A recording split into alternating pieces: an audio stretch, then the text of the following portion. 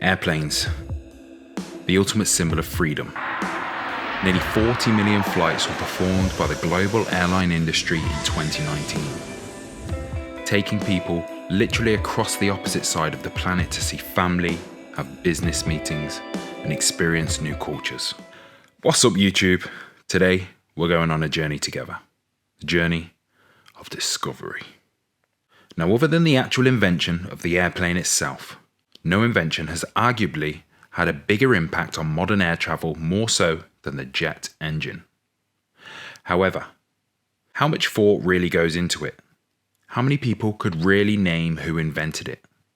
Well, if you're from the city of Coventry, like me, I'd say 99% of people. But as for the rest of the world, I don't know, maybe closer to 10%?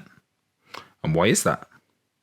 Well, that's because the engineer that invented the jet engine was born on Newcombe Road, Earlsdon, Coventry, on the 1st of June 1907.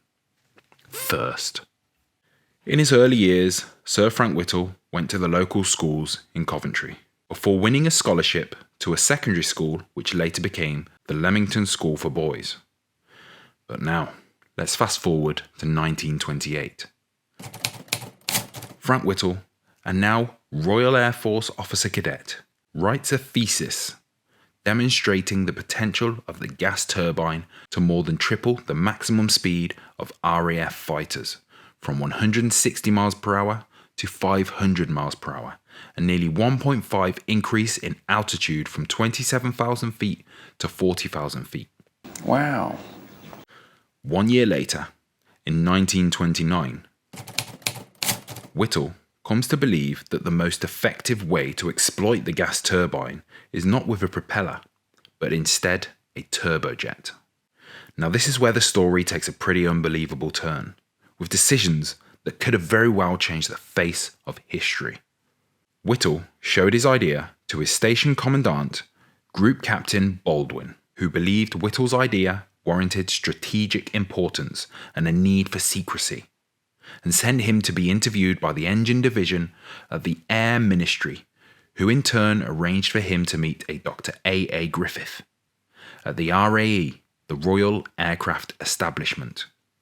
Now, there's evidence that Griffith had seriously considered gas turbines to be used for propeller-driven aircraft as early as 1926.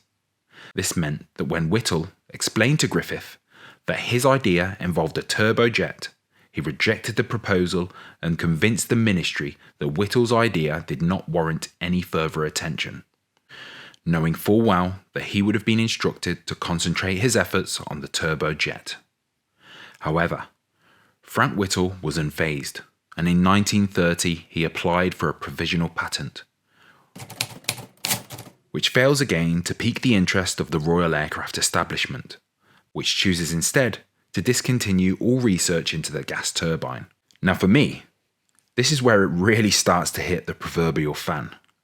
1 year later, in April 1931, Frank Whittle's full patent is granted. However, the Air Ministry failed to render it secret. What? Bro, what are you talking about, man? And it enters public domain. The patent is registered at the Berlin Patent Office and ends up appearing in German technical journals that is widely spread to the German aeronautical industry and research establishments 8 years before the start of World War II. Oh, come on! 4 years later, May 1935, while Frank Whittle was halfway through his university studies, after the RAF acknowledged his engineering abilities and sent him to Cambridge University, Whittle received a letter that he later expressed changed the course of life and triggered a revolution in aviation, from R.D. Williams, which expressed his interest in the turbojet idea, which ultimately resurrected the turbojet in Great Britain. Just 1 year later, Germany began their own secret development of the turbojet. Back in Great Britain, the Air Ministry regained their interest in the gas turbine and instructed the RAE to begin research. However, A. Griffith once again does his best to hinder development in favour of his preferred propeller-driven aircraft. Finally, in April 1937, Frank Whittle successfully runs the first turbojet engine, the WU, or as I like to call it, Woo! The United States of America finally enters the jet propulsion era in 1941 when the head of the US Army Corps General Arnold, that's a mouthful, Air Corps General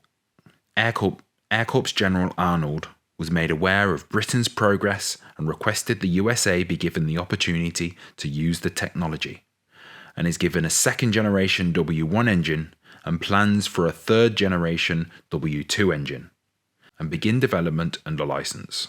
By the end of World War II, in 1945, the turbojet has proven itself superior, and in July 1949, British de Havilland Comet make the world's first jet-propelled airline test flight in England, and becomes fully operational in January 1951.